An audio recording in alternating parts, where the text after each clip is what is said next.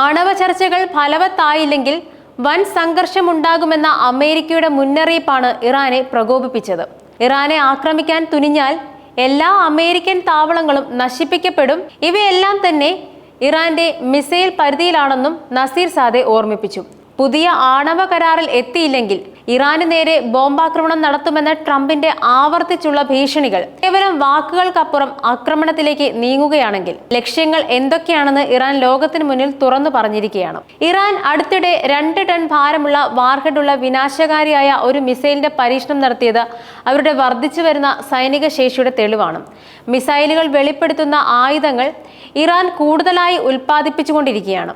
ഇതിനു പുറമെ കടന്നൽ കൂട്ടം പോലെ കുതിച്ചു വന്ന് വൻ നാശം വിതയ്ക്കാൻ ശേഷിയുള്ള ലക്ഷക്കണക്കിന് ഡ്രോണുകളും ഇറാന്റെ ആയുധപ്പുരയിലുണ്ട്. റഡാറുകൾക്ക് പോലും കണ്ടെത്താൻ കഴിയാത്ത ഇത്തരം ഫോട്ടോ ഡ്രോണുകൾ യുക്രൈനുമായുള്ള യുദ്ധത്തിൽ ഇറാൻ റഷ്യക്ക് കൈമാറിയതായും റിപ്പോർട്ടുകളുണ്ട്.